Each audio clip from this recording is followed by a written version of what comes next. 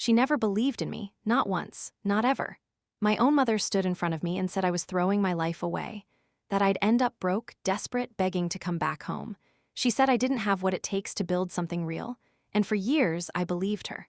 For years, that voice echoed in my head every time I wanted to quit, every time the bills piled up, every time I wondered if she was right. But then something changed.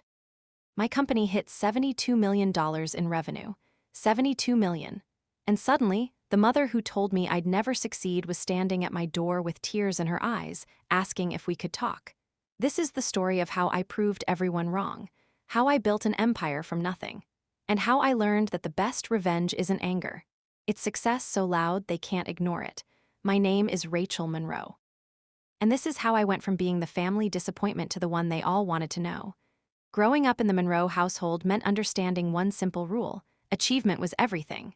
Grades, awards, accomplishments, status. If you weren't winning, you weren't worth noticing.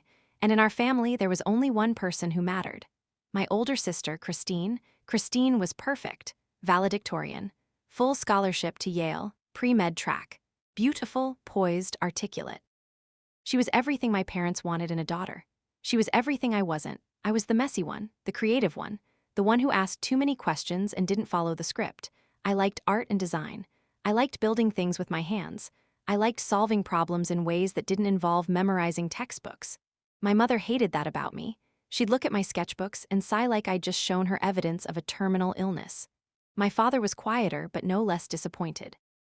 He'd ask about my grades, then walk away before I finished answering. Christine got framed photos on the mantle. I got concerned conversations behind closed doors about my future. When I was 17, I told my parents I wanted to study industrial design. I wanted to create products, solve real-world problems, build things that mattered. I showed them my portfolio, explained my plans, told them about the schools I was researching. My mother actually laughed, not a kind laugh. A bitter, dismissive sound that made my stomach turn. She said, "Rachel, that's not a career, that's a hobby. You need to think about your future, something stable. Teaching, maybe, or accounting." I tried to explain, tried to show her the industry, the opportunities, the companies doing incredible work, but she wasn't listening. She'd already decided. Her youngest daughter was wasting her potential on foolish dreams. My father just shook his head and said, "Your mother's right, you need to be realistic." Realistic? That word haunted me, because what they meant was, give up, settle, do what we tell you and stop dreaming about anything different. But I couldn't. I couldn't make myself fit into their narrow definition of success, so I applied to design school anyway. I got in. Full tuition plus a small stipend for expenses. When I told them, I thought maybe they'd be proud. Maybe they'd see that someone believed in me, even if they didn't. But my mother's face went cold. She said, "If you go to that school, you're on your own. Don't expect us to support this mistake." I was 18 years old, and I had to choose between my family and my future. I chose my future. I packed my bags, I left, and my mother didn't speak to me for 3 years. Design school was brutal but incredible. I was surrounded by people who thought like me, who saw problems and immediately started sketching solutions. I learned CAD software, prototyping, user research, manufacturing processes. I was good at it, really good, but I was also broke. The stipend covered tuition and books but barely touched rent and food. I worked 3 part-time jobs: waitressing, retail, overnight stocking at a grocery store. I lived in a tiny apartment with 2 roommates and survived on ramen and whatever free food I could find on campus. There were nights I'd sit on my bedroom floor, exhausted and overwhelmed, wondering if my mother was right, if I'd made a terrible mistake, if I should have just done what they wanted and studied something practical. But then I'd go to class. I'd work on a project. I'd see something I designed actually function, actually solve a problem. And I'd remember why I was doing this. Not for them. For me. My sister Christine called once during those years. She just finished medical school, was starting her residency. She asked how I was doing. I told her about school, about my projects, tried to sound upbeat. She sighed. "Mom's still upset, you know. She tells people you're taking time off to find yourself. She's embarrassed, Rachel. Embarrassed of me for following my passion, for working my ass off to build something." That hurt more than I wanted to admit. I graduated with honors, top of my class. I had job offers from 3 good firms. Not huge companies, but solid places doing interesting work. I chose the smallest one, a boutique design studio in San Francisco that focused on consumer products. The pay wasn't great, but the work was exactly what I wanted. I moved across the country with 2 suitcases and $800 in my bank account. I found a room in a shared house with 5 other people. I started working 70-hour weeks, learning everything I could, building my skills. For 2 years, I designed products for other people's companies. Kitchen gadgets, furniture, tech accessories, I was good at it. Clients liked my work, but something was missing. I wasn't building my own vision. I was executing someone else's, so I started a side project.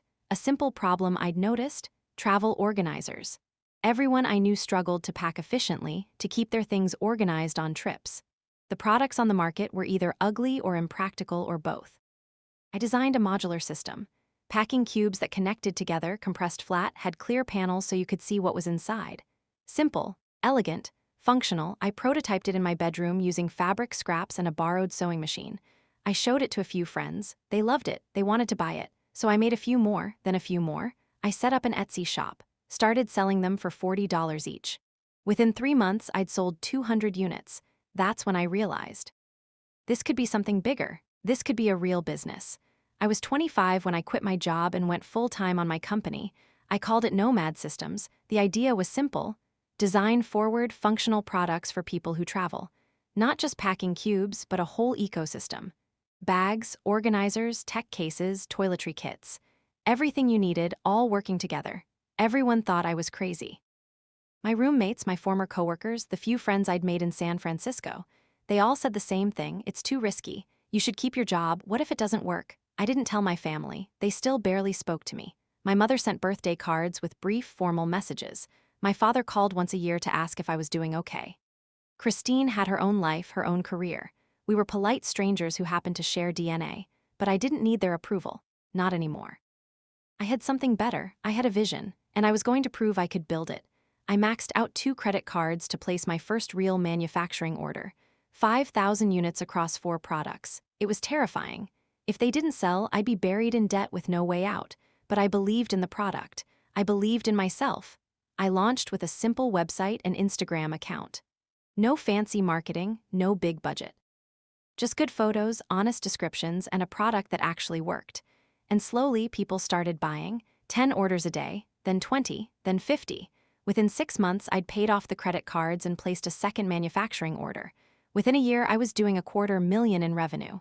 It wasn't huge, but it was real. It was mine, and it was growing. The breakthrough came 2 years in. A travel blogger with 2 million followers stumbled across my products. She did an unboxing video showing how she used Nomad Systems for a 2-week trip to Europe. The video went viral.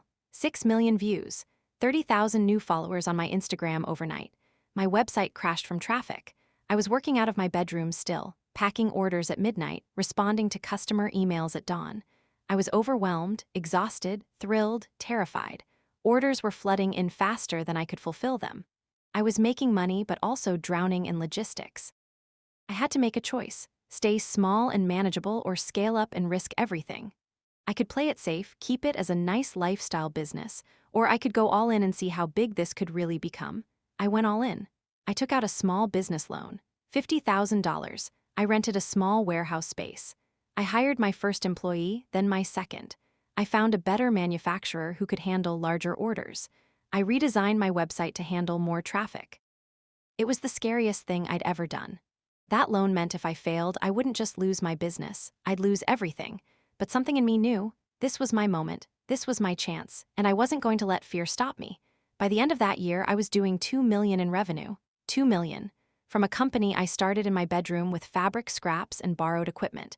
I hired more people, moved to a bigger warehouse, launched new product lines. And I still hadn't told my family. They had no idea. Because part of me, the hurt part that still remembered my mother's laugh, wanted to wait. Wanted to build something so undeniable, so impressive that they couldn't dismiss it. Couldn't call it a hobby or a phase. Year 4 was when things exploded. I landed my first big retail partnership. A major outdoor retailer wanted to carry Nomad Systems in 500 stores nationwide. The order was worth $8 million. $8 million. I read the email 3 times because I thought it had to be a mistake. It wasn't. They loved the product. Their customers were already buying it online. They wanted to give it premium shelf space. This was the kind of deal that turned small companies into real brands. I signed the contract, hired a dozen more people, moved to an even bigger warehouse. started working with a logistics company to handle the distribution. My little bedroom side project was now a real company with 30 employees and multi-million-dollar contracts. That's when the press started noticing. Business journals, design magazines, entrepreneurship podcasts. Everyone wanted to know about the young woman who'd built a multi-million-dollar company from nothing. They wrote profiles. They asked for interviews. They featured my products in gift guides and best of lists. One article called me the design entrepreneur redefining travel accessories. Another called Nomad Systems, the startup everyone's watching. My Instagram grew to 500,000 followers. My face was on magazine covers. And through it all, my family had no idea. I'd kept my maiden name for the business. I didn't post about them or mention them in interviews. As far as they knew, I was still struggling along with my little design hobby, too proud to admit defeat and come crawling back. Let them think that. I was busy building an empire, year 5, the year everything changed. We hit 20 million in revenue, then 30, then 50. We expanded internationally, opened an office in London, launched a collaboration with a major fashion brand. I hired a real executive team, a CFO, a head of marketing, a VP of product. I was 29 years old and running a company worth over $100 million, and I was exhausted. The kind of exhausted that settles into your bones and doesn't leave. I worked 80-hour weeks. I traveled constantly. I lived on planes and in hotels, ironically using my own products to stay organized, but I loved it. Every challenge, every problem, every late night and early morning. This was mine. I'd built it. No one had given it to me. No one had opened doors. I'd kicked down every barrier and refused to quit. That's when Forbes reached out. They were doing a feature on young entrepreneurs, self-made founders under 30. They wanted to include me. The article would come out in 3 months, they said. It would be a big deal. I agreed, did the interview, talked about my journey, my philosophy, my vision for the company. The journalist was impressed. She asked about my background, my family. I kept it vague, said they were supportive, didn't elaborate. The article came out on a Tuesday. Forbes, full feature, 4 pages. Photos of me in the warehouse with my team holding my products. The headline read, How Rachel Monroe Built a $72 Empire from Her Bedroom. 72 million. That's what the company was valued at based on our revenue and growth projections. $72 million. I posted the article on my Instagram. Within an hour, it had 50,000 likes. Messages flooded in. Congratulations from friends, customers, fellow entrepreneurs. Press requests. Partnership inquiries. My phone wouldn't stop buzzing. And then 3 hours after I posted it, my phone rang. Unknown number. I almost didn't answer, but something made me pick up. Rachel? The voice was shaky, uncertain. Honey, it's Mom. I stood in my office, phone pressed to my ear, completely frozen. My mother, the woman who hadn't called me in 5 years. The woman who told me I was making a mistake. The woman who'd been embarrassed to tell people what I did for a living. I saw the article, she continued, her voice thick with emotion. Rachel, I had no idea. I didn't know you'd built. I didn't realize. She trailed off. I said nothing. I couldn't. My throat was tight, my chest was tight, everything was tight. 5 years of silence. 5 years of building this company alone. 5 years of no support, no encouragement, no acknowledgement. And now that it was big enough to impress her, now she wanted to talk. Your father and I, she said, we'd love to see you. To catch up, we're so proud of you, honey, so incredibly proud. Proud. That word felt like a slap. Where was that pride when I was working 3 jobs to pay for design school? Where was that pride when I quit my stable job to start a company? Where was that pride during the years of silence when they wrote me off as a disappointment? I found my voice. It came out cold, controlled. Why are you calling, Mom? Silence on her end. Then, quietly, because you're my daughter, because I miss you. Because I was wrong, Rachel. I was wrong about everything, and I'm sorry. We didn't talk long. I told her I needed time to process, that I'd think about meeting up. She asked if she could come visit, see my office, meet my team. I said no, not yet, maybe not ever. I'd let her know. I hung up, sat down at my desk. And for the first time in 5 years, I cried. Not sad tears, not happy tears, something in between. Relief, maybe, or grief for the relationship we'd never had. Or anger at how conditional their love had always been. My assistant knocked on the door, asking if I was okay. I wiped my face, pulled myself together, said I was fine. Back to work. I had a product launch to plan, a team meeting in an hour, investor calls all afternoon. I didn't have time to fall apart over a phone call from a mother who only loved me now that I was successful. But it stayed with me. All day, all week. The sound of her voice. The word proud. The knowledge that everything I'd done, all the years of sacrifice and struggle, had never mattered to them until there was a number they could point to. 72 million, that's what it took. That's the price of their approval. My father called next. Then Christine.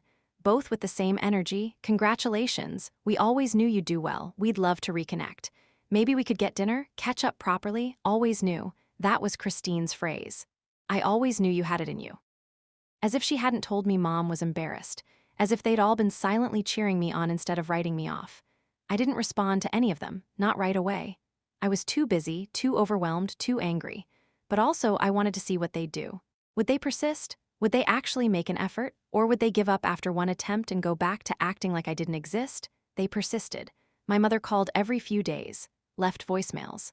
Honey, please call me back. I know I hurt you. I know I have a lot to make up for. Just give me a chance. My father sent emails, brief, formal, but consistent. Christine texted. Photos of herself with her husband, her new baby, my nephew I'd never met. He should know his aunt, she wrote. The guilt was intentional. I could feel it. They were weaponizing family obligation, the same way they always had. But this time it wasn't about making me conform. It was about making me forgive. About letting them back into my life now that my life was worth being part of. And part of me, the part that was still that 18-year-old girl desperate for her parents' approval, wanted to say yes. Wanted to believe they'd changed. Wanted to have a family again. But the other part, the part that had built a $72 million company with no help from them, knew better. They hadn't changed. I had. And that was the problem. 2 months after the Forbes article, my mother showed up at my office. Just appeared one day in the lobby asking to see me. My assistant called up uncertain. There's a woman here claiming to be your mother? I should have said no, should have had security escort her out. But curiosity got the better of me. Or maybe it was that old wound, still hoping for something I'd never gotten. Whatever it was, I told my assistant to send her up. She looked older than I remembered. Grayer. Smaller somehow. She was dressed carefully, like she was going to a job interview. Nervous. She hugged me before I could step back. I stood there, stiff and uncomfortable until she let go. Your office is beautiful, she said, looking around. Floor-to-ceiling windows, modern furniture, my products displayed on shelves. Rachel, this is incredible, what you've built. Why are you here? I asked. No pleasantries. No pretending this was a normal mother-daughter visit. She flinched at my tone. I wanted to see you. To talk to you properly. Rachel, I owe you an apology, a real one, not over the phone. I gestured to the chair across from my desk, sat down in my own chair, keeping the desk between us, a barrier. Okay, I'm listening. My mother took a breath. I was wrong about everything. About your choices, your career, your dreams. I was wrong to cut you off. Wrong to make you feel like you had to choose between your family and your future. Wrong to doubt you. She paused, waiting for me to respond. I didn't. I just watched her, waiting for the catch, because there was always a catch with her. I was scared, she continued. I know that's not an excuse, but it's the truth. I was scared you'd struggle, that you'd fail, that you'd waste your potential on something unstable. Your father and I, we grew up poor, Rachel. We fought so hard to give you and Christine a comfortable life. We wanted you to have security, stability, things we never had. So you decided what that looked like for me, I said quietly. Without asking what I wanted, without trusting me to make my own choices. She nodded, tears welling up. Yes, and I was wrong. You proved me so wrong, honey. You built something extraordinary, and you did it without us. You did it despite us. Despite them. That was the truth of it. I'd succeeded not because of my family, but in spite of their doubt. In spite of their rejection. Every obstacle I'd overcome, every moment I'd wanted to quit, I'd pushed through because I refused to prove them right. I don't need your approval anymore, Mom, I said. I stopped needing it a long time ago, so if you're here because you think I'm waiting for you to say you're proud, you're about 5 years too late. My mother started crying, real tears, not the manipulative kind. I know, she said. I know I'm too late. I know I can't undo the hurt. But Rachel, you're still my daughter, and I'm asking, begging, for a chance to be your mother again. Not because of your success, because I miss you, because I was wrong. Because I love you. I wanted to believe her. I wanted to think that maybe, finally, she'd learned something. That maybe we could have a real relationship built on respect instead of conditions. But I also knew my mother, knew how she operated, knew that for her, image was everything. Did you tell your friends about the Forbes article? I asked. She hesitated. Yes. Did you show them the photos? Tell them about the company? Tell them your daughter built a $72 million business? Another hesitation. Yes. And did you tell them that you didn't speak to me for 5 years, that you cut me off when I went to design school, that you called my career a hobby and said I was wasting my life? Silence. She looked down at her hands, and I had my answer. You want back in my life because now I make you look good, I said. Not because you actually understand what you did wrong. You're proud of the outcome, not the journey. You want to brag about your successful daughter without acknowledging that you tried to prevent that success from happening. That's not fair, she whispered. Isn't it? I stood up. You came here thinking an apology would fix 5 years of rejection. That saying, I was wrong, would erase all the damage. But it doesn't work like that, Mom. You don't get to skip the part where you hurt me just because the ending turned out okay despite you. My mother left my office that day in tears. I felt guilty for about 10 minutes. Then I went back to work, because I had a company to run, a team depending on me, products to launch, deals to close. I didn't have time to manage her feelings or make her feel better about her own failures as a parent. My father called that evening. He'd heard from my mother. He wanted to talk. I almost didn't answer, but I did. One last conversation. One last chance to see if either of them actually understood. Your mother is devastated, he said. Rachel, she's trying, can't you see that? She's trying now, I said. Where was that effort 5 years ago? Where was that effort when I needed it?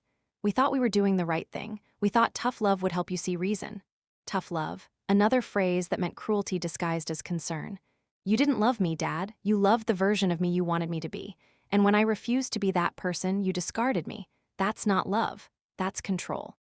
He was quiet for a long moment. Then, what do you want from us, Rachel? An apology? You have it. Money? You clearly don't need it. What will it take for you to forgive us? And there it was. The transactional nature of our relationship laid bare. He thought forgiveness was something he could negotiate, something he could earn with the right words or gestures. He didn't understand that some damage can't be repaired. Some relationships can't be salvaged. Sometimes the best thing you can do is walk away and build something better. I don't want anything from you, I said. That's the point. I don't need you. I don't need your approval or your pride or your presence in my life. I built this without you, and I'll keep building without you. I hung up, blocked both their numbers. It felt harsh. It felt final. It felt necessary. Christine was harder, because Christine hadn't actively hurt me the way our parents had. She just stood by and let it happen. She'd been the good daughter, the one who followed the rules, and she'd reaped the benefits of that. But she'd also watched them cut me off and done nothing. She came to my office a week after my mother's visit. I almost had security turn her away, but something made me agree to see her. Maybe because part of me still remembered us as kids, before the competition, before our parents pitted us against each other, before she became everything they wanted and I became the disappointment. She sat across from me, my nephew asleep in a carrier on her chest.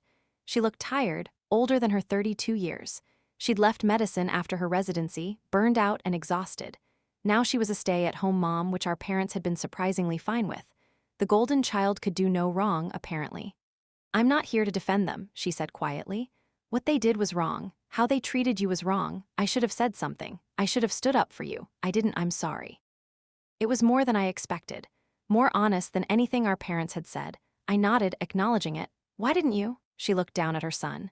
Because it was easier not to, because standing up to them meant risking becoming you, the one they didn't approve of, and I was too scared. I took the easy path, Rachel, the safe path, and I watched them hurt you because it meant they left me alone. At least she was honest. At least she didn't pretend she'd secretly been supporting me all along. I respected that, even if I couldn't forgive it. And now I see what you built, she said, and I'm ashamed. Ashamed I doubted you. Ashamed I took their side. Ashamed I wasn't the sister you deserved. She paused. I'm not asking for forgiveness. I know I don't deserve it, but I wanted you to know. I'm proud of you, not because of the money or the success, but because you stayed true to yourself even when it cost you everything. That takes courage I never had. I looked at her, this woman I'd once idolized and then resented and then barely thought about. She was right. She'd never had that courage. She'd followed the script, done everything right, and ended up exhausted and unhappy anyway. I'd torn up the script, done everything wrong according to them, and built something extraordinary. I don't hate you, I said finally. I don't think I ever did. I just don't know you anymore. We're strangers who used to be sisters. She nodded, tears slipping down her cheeks. Can we change that? Not all at once, just slowly, carefully. Can we try? I thought about it, really thought about it, and I realized I wasn't sure. Part of me wanted to say yes, wanted to believe we could build something new, something better, but part of me was tired of managing other people's feelings, tired of being the one who had to be gracious and forgiving and understanding. I don't know, I said honestly. Maybe, but not now. Not yet, I need more time. She stood up, adjusting the carrier. Okay, I'll wait, however long it takes. She reached into her bag, pulled out a small wrapped package. This is for you, don't open it now, just when you're ready. She left. I sat there holding the package, feeling something crack open in my chest. Later, alone in my apartment, I unwrapped it. Inside was a photo. The two of us as kids, maybe 6 and 8 years old, arms around each other, grinning at the camera. On the back, Christine had written, I miss her, I miss us, I'm sorry for everything. I put the photo on my dresser. Didn't respond to Christine, but I didn't throw it away either. Maybe that was something, maybe it wasn't. Time would tell. 6 months later, Nomad Systems hit $100 million in revenue. We were acquired by a major retail conglomerate for $250 million.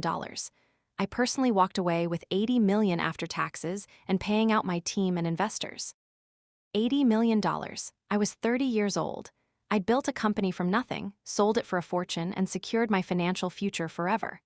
I didn't need to work another day in my life if I didn't want to, but I wasn't done. I was just getting started. I used $20 million to start a venture fund focused on investing in women-led companies. Design, tech, consumer goods, industries where women struggled to get funding. I'd been there. I'd bootstrapped for years because no one would take a chance on me. Now I was going to be the investor I'd needed. The press loved it. Forbes did another feature. From bedroom startup to 8-figure exit, Rachel Monroe's next chapter. I did interviews, gave talks, mentored young entrepreneurs, became the thing I'd never had, a visible example of what was possible. My mother sent a card congratulating me on the acquisition. My father sent an email. Christine sent a text with a heart emoji. I didn't respond to any of them, not out of spite, just because I didn't need to. They were part of my past. I was building my future. People ask me sometimes if I regret it, if I regret cutting off my family, if I regret being so harsh, so unforgiving. They tell me life is short, that family is important, that I should let go of the anger and move on. And here's what I tell them, I did move on. I moved on the day I left for design school, and they told me I was on my own. I moved on through every late night, every struggle, every moment I wanted to quit but didn't because I had no safety net to fall back on. I moved on when I built a company without their help, without their support, without their belief in me. They're the ones who can't move on.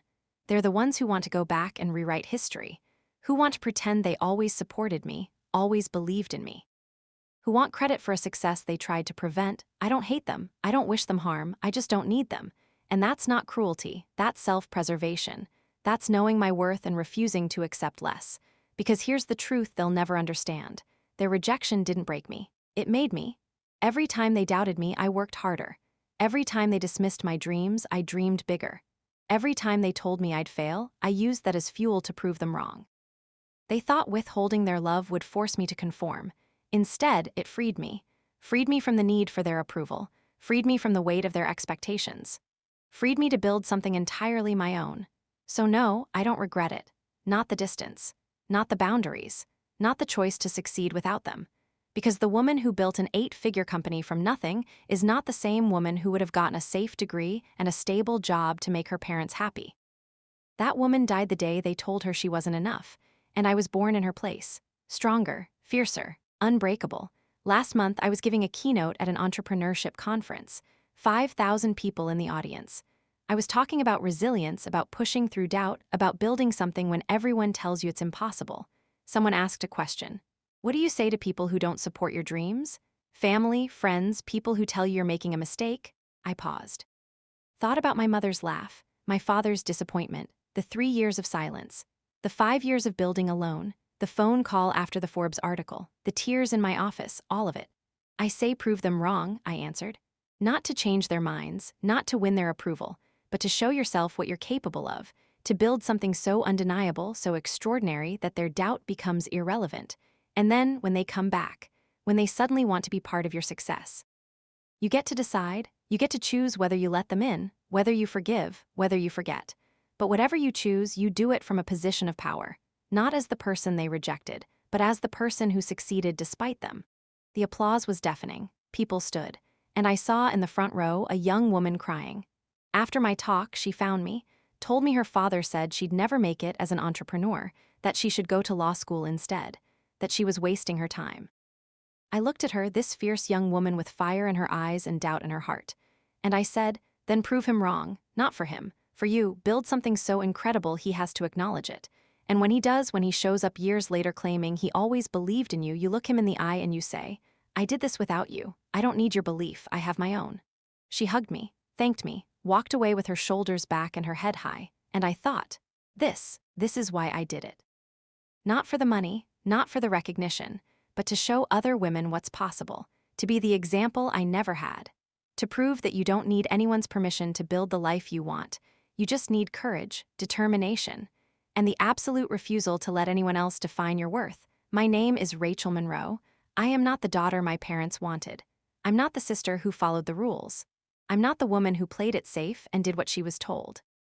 I'm the woman who bet on herself when no one else would, who built an empire from nothing, who walked away from everyone who doubted her and never looked back.